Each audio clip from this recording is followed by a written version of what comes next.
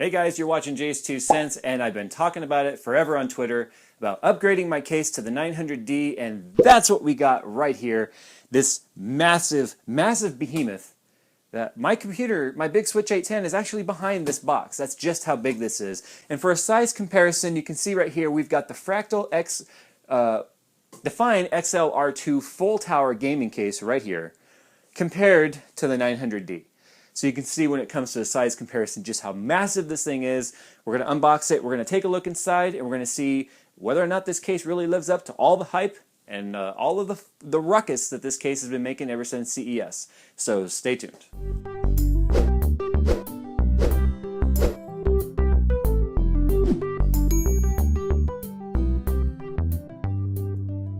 Okay, so I just put the Fractal up here for a little bit of a size comparison. We'll go ahead and get this guy out of the way because we're not doing a Fractal review, although I do have one coming up on the channel, so stay tuned for that. The Corsair Obsidian 900D. They ought to call it just the Corsair Absurd 900D because this case is massive. There's not much I don't like to talk so much about the box. I mean, Corsair really didn't spend a whole lot of design effort on the box. It's cardboard. They've got different languages on here to fill the space, and they've got a slogan on here, what will you do with all this room? Talks about designing your ultimate PC. On the back, and there's my Switch 810, as you can see when we talk about size comparison.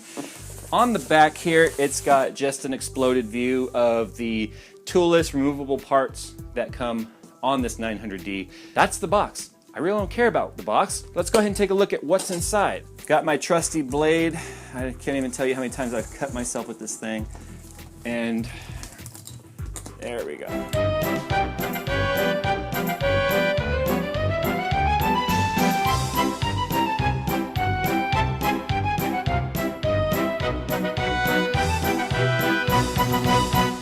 And there she is, 100% upside down. So this has been JayzTwoCents, an unboxing and overview of the 9. No, I'm just kidding. I'm just going to go ahead and say right off the bat, this is definitely bigger than I expected it to be. And what's crazy about that is I've already seen this case at CES. Holy crap. Okay. Do you even lift, bro? This thing's heavy. So we've got our styrofoam protection off here. Toss that aside. Get your, come on in closer. It smells like awesome. That's the first thing I want to say. I probably should have cleaned my desk off a little bit for this. I think I underestimated the size, the sheer size of this bad boy. Oh my God. Coconut, what are your initial reactions to this case? It's so big. That's what she said when in Rome. You can see we've got, okay, this is a latch here so that you can get the side panel down. As everyone's already seen before, you've got your, it's taped in right now, but you've got your magnetic fan filter here, dust filter, just plops right on, and there you go.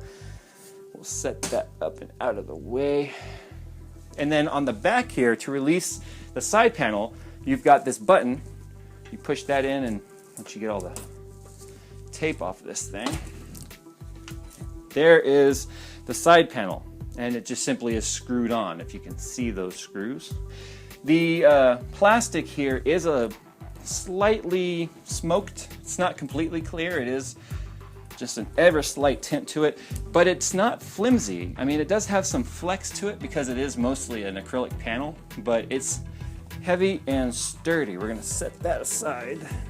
But look at this. Look at the amount of room there is in this case right here. You do get a few fans in here that are included. Let's get this stuff out of the way here. And I just want to point out, one of the things I was most concerned with on buying this case was whether or not this shelf, the shelf of cool stuff that Jay likes, was going to be in the way. And as you can see right here, get a top shot, the case is taller than the shelf. So, yeah, it's probably a lot easier to move the shelf than it is to move this case. There is the aluminum panel, the brushed aluminum. We'll leave this cover on, this plastic on for now. It just simply has these 4 little tabs that push on right here in the front.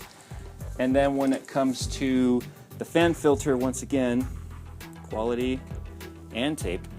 click it and it comes right off. And here is your fan filter, your washable fan filter for the 900D. And you do get 3 fans included with this. They are a slightly different design than the AF120 and the SP120. Even though they're advertised as an AF120L, I'm not sure what the L means, I haven't researched that. But the blade design is slightly different than the regular AF that I have in that Switch 810 right there. But you do get 3 120s in the front. Up here on the top, this is your I/O and power switch panel here. So you drop this down. Everything is listed right here on the top with some icons. 2 USB 3.0, 4 USB 2.0, your microphone, headphone jack, power, and reset switch right there. This is your power, that's your reset. So when it comes to the 5 1/4 drive bays here, obviously these are wider than a standard 5 1/4, so you simply can pop this out without breaking it, hopefully, because I don't use any 5 1/4 drives. I don't want to break it. This is the only case I've ever been able to stick my big old head in.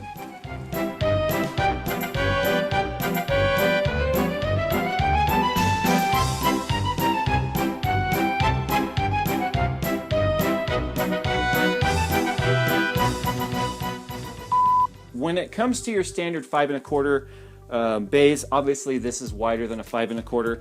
So what Corsair has done to kind of make this aesthetically pleasing, when you pop this out, you do have the steel right here, which is kind of contoured. It's kind of nice. And then your 5 1/4 slides right in. And unfortunately, if you're only using one drive, I don't like the way that this is recessed slightly, but you know, it is what it is. A lot of people aren't using 5 1/4 for drives anymore, using it for bay reservoirs, fan controllers, that sort of thing. So it's really not so bad. The finish on this isn't shiny. This is just a plastic cover on here, a protective film that we'll go ahead and leave on here for the most part right now.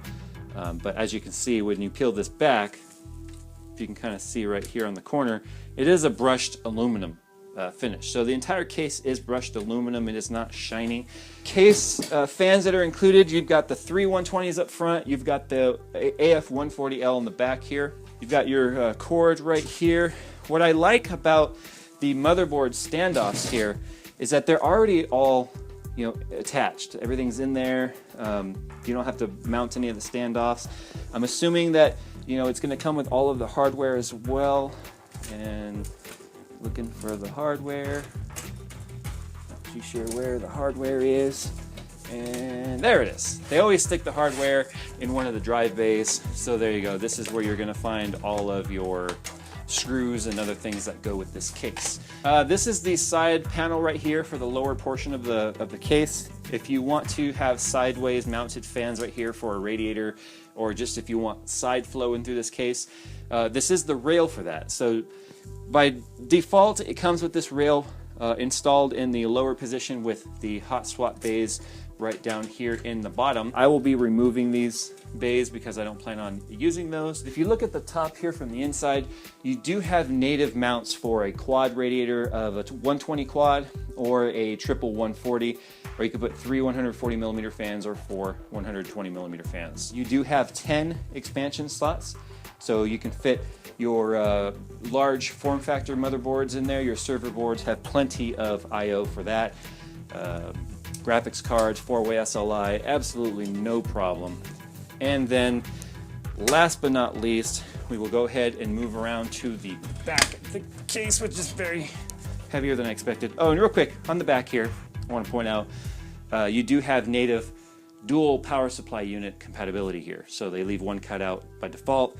You remove this one, you can have 2 power supplies if you so desire. Here is the rear panel. Lots and lots of room here for your cable management. It comes with an extension already and pre-installed right here for your CPU 8-pin or 4-pin. It's got these tabs right here that you can use to easily manage the cables inside your case. You've got 3 of these.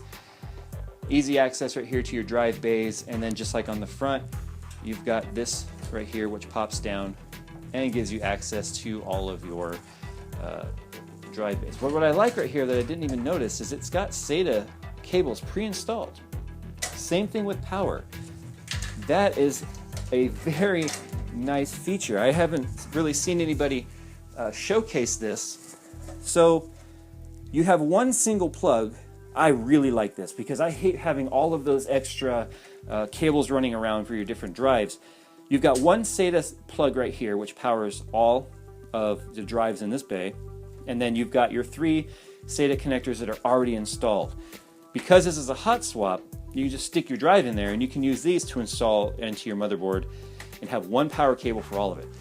I think so far that is my favorite feature of this $350 case. I guess it doesn't take a whole lot to make me super excited. Okay guys, so that's been JayzTwoCents unboxing overview here of the 900D. I'm going to be taking my components and converting all of my components into this case and seeing what kind of water cooling setup I can come up with when it comes to routing with this case. Here it is, the 900D. I finally got it. We're going to see what I can come up with. And make sure you check out all my other videos. If you're new to my channel, subscribe. Check out the Facebook fan page and the Twitter account because of all the stuff that I'm constantly doing up there, which is really silly and retarded, but usually tech-based. But anyway, thank you guys for watching my 900D video, and I will see you guys in my next video when I see you. It's so big, I'm gonna die!